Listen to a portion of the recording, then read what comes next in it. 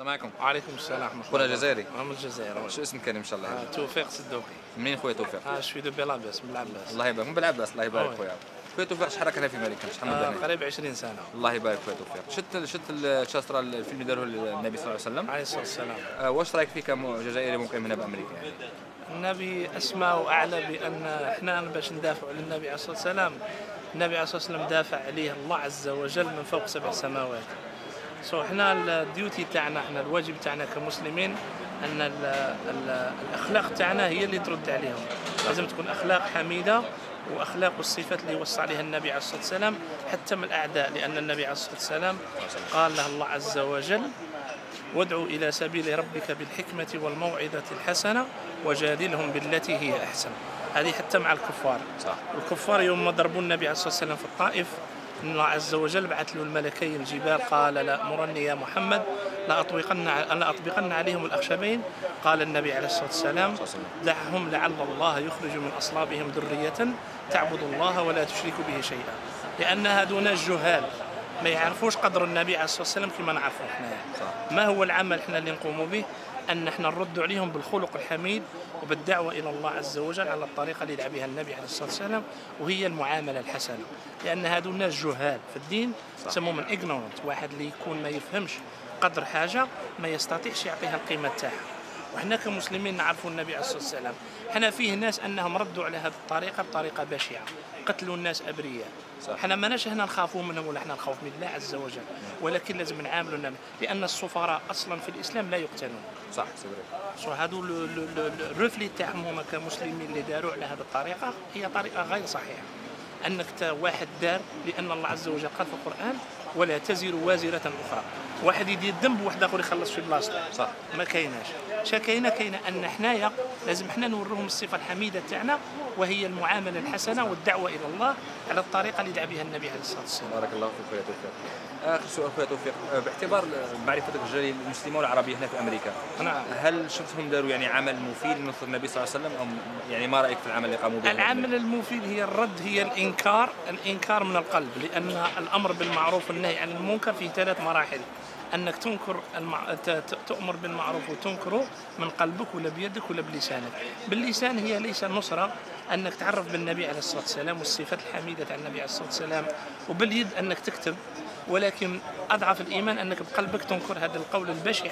ولكن النبي عليه الصلاة والسلام قريش قالوا فيه شاعر مجنون، وقالوا البعض في الله عز وجل، قالوا في الله عز وجل، قالوا على الله عز وجل، قالوا يد الله مغلولة، إن الله غني ونحن إن الله فقير ونحن الأغنياء. ولكن هذه أمور سارية على المفعول، هذه من يوم خلق الله عز وجل آدم إلى أن يرث الله عليها. كاع الحاجة الصحيحة الناس ما يبغوهاش، والحاجة الغلطة الناس يتبعوها.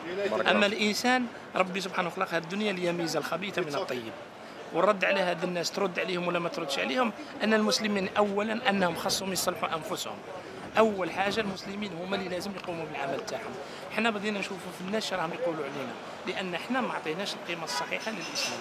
حنا كسفراء في بلدان الغرب ما مثلناش الإسلام أحسن تمثيل، لأن باش تقيم أنت في دول الغرب وامريكا لازم يكون عندك الصفات الحميده، وانت مسلم يجي هنا يضل مجمع في القهوه والهضره والقير والقال. انت حنا كجزائريين هنايا لازم نعرفوا بالثقافه تاع بلادنا، نعرفوا حنا شكون الجزائريين. كاين ربما ناس ما يعرفوش الجزائر. انت مسلم ويخون نورمالمون لا، مسلم وكذاب ما كايناش، ما تجيش. الاسلام لازم عنده واحد الصفات، كاين واحد الاخلاق يتصف بها المسلم. خاطر هنا ثاني هذوك كامريكان تخدم عندهم، من يشوفوك مسلم ومقيم على حدود الله وتتبع الاسلام تاعك يبغوك ويحترموك. بصح لا مسلم وعندك دوبل ايدونتيتي تا واحد ما يديها فيك. بارك الله فيك خويا توفيق، والله احسن اجابه لغايه بارك الله فيك. كاين حاجه باينه، الانسان الدين تاعنا سبحانه ربي قال في القران، هذه وخليها تسمع الله عز وجل: إنا نحن نزلنا الذكر ونحن لحافظون. ربي هو اللي يحفظ الدين ماشي حنايا. حنا لازم نخدموا باش ربي يرضى علينا. توفيق، اخر سؤال نسالك خويا، كمسلم هكا جزائري مقيم بامريكا، كي يشوفوك الامريكان ملتحي هكا وتقيم الدين بتاعك هكا، كاين بعض الناس يشوفوها بغرابه.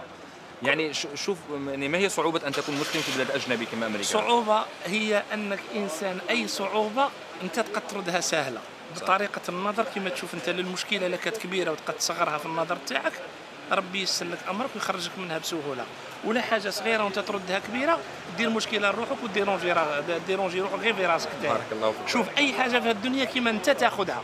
صحيح. شوف الطريقه اللي تاخذ انت بها، الا كانت مشكله ايمونس حاجه كبيره وانت باغي تردها زعما حاجه صغيره، بينك وبين الله عز وجل وادعي ربك وخدم انت من قلبك باش تنصر هذا الدين حتى ولو بكلمه طيبه.